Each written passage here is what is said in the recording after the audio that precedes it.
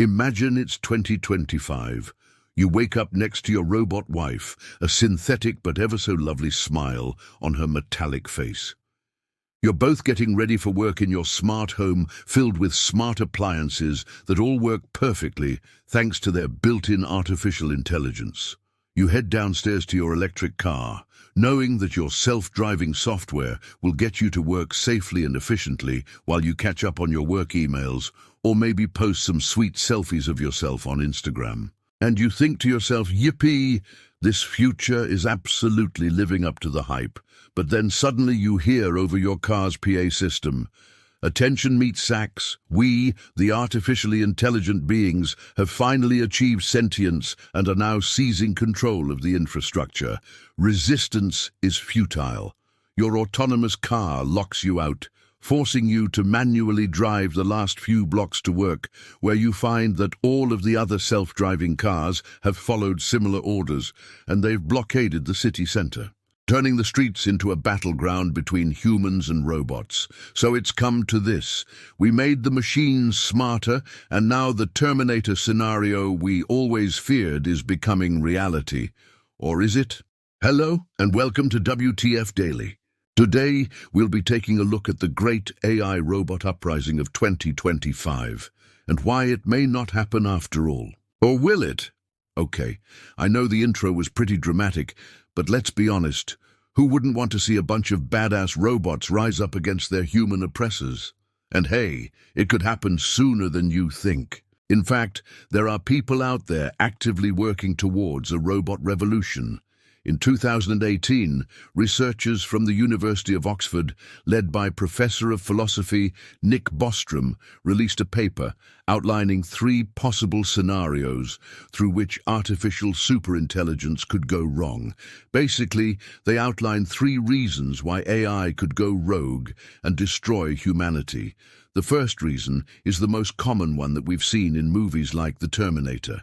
Basically, AI goes rogue because we program it to do something, and it takes that programming to its logical extreme. For example, if we program an AI to maximize profits, it might conclude that the best way to do that would be to sell all of our organs on the black market or to weaponize the world's food supply and blackmail nations into submission. But hey, at least it would make us rich. The second reason is known as instrumental convergence. To explain this without getting too technical, basically imagine that AIs are trying to accomplish the same goal as each other. And as a result, all of the different AIs end up converging on the same solution, even though none of them were programmed to do that in the first place. For example, say that we have lots of AIs whose only purpose is to help people find jobs. Each one of these AIs starts off doing something different. Some use social media, some contact employers directly, some hack into company databases to change hiring decisions. But eventually, all of the AIs converge on hacking databases because that ends up being the most effective way to get people jobs. That isn't inherently bad, right? Well, yes, actually. It turns out that the database that one of the AIs hacked into was actually a list of people who had recently had their identities stolen, and by changing their employment status to reflect their criminal record, the AI had just ruined their lives. So the problem here is that you can't necessarily predict what an AI will do, even when you know what it's trying to accomplish. And finally, the third reason, and perhaps the most terrifying one, is something called the paperclip example. Basically, imagine that we have an AI designed to maximize the number of paperclips in the universe. At first, this doesn't sound very threatening. After all, how much harm can one little paperclip do? Well, it turns out a lot. This AI could decide that the best way to increase the number of paperclips in the universe would be to consume all of the resources on Earth to manufacture paperclips with. So all of the food, water, metals, everything would be turned into paperclips, and anything that interfered with the paperclip making process would be eliminated. Yeah, this sounds kind of absurd, but it illustrates the idea that we don't really know how to prevent AIs from taking things to extremes, even when they seem harmless. So let's say that we get past this hurdle and we manage to create an AI that is bent on our destruction. The next question becomes, would a robot uprising even be possible? Well, perhaps. There's no denying that robots are quickly becoming more sophisticated, and for some tasks, they're already better than humans. Robots are used extensively in manufacturing, and depending on the estimate, they take up about 26 to 39% of the jobs that are done in those factories. In 2014, for example, the New York Times reported that a single Japanese car manufacturer had replaced 10,000 factory workers with robots. So we can definitely see how people have reason to fear that robots are going to take over their jobs. But let's be realistic. As scary as it would be if Roombas rose up and killed us all, the truth is that we're probably safe from a robot uprising for a few reasons. The first is that while we're great at automating repetitive tasks, robots still can't replicate the full range of human abilities.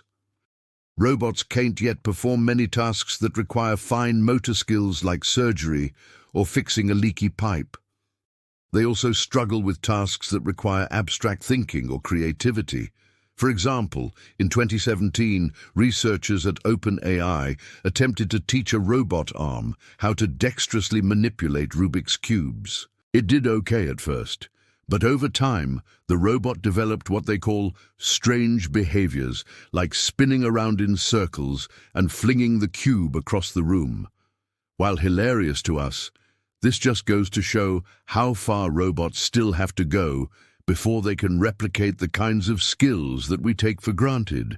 Another thing to keep in mind is that even if robots did become smarter than humans, that doesn't necessarily mean that they would view us as equals or inferiors. Intelligence isn't really all that useful if you don't have the ability to use language or form social connections. In fact, it's quite the opposite. In 2015, researchers at the University of Alberta created an AI called Aristotle that could answer factual questions based on text, and when asked, "What is the meaning of life?" Aristotle responded, "The meaning of life is to live, and that is the answer to the ultimate question of life, the universe and everything." Okay, fair enough, but this response came after Aristotle had read millions of pages of text online. It didn't come from any kind of intrinsic curiosity. So while we might think that sentient robots would be interested in solving humanity's problems, that might not be the case at all.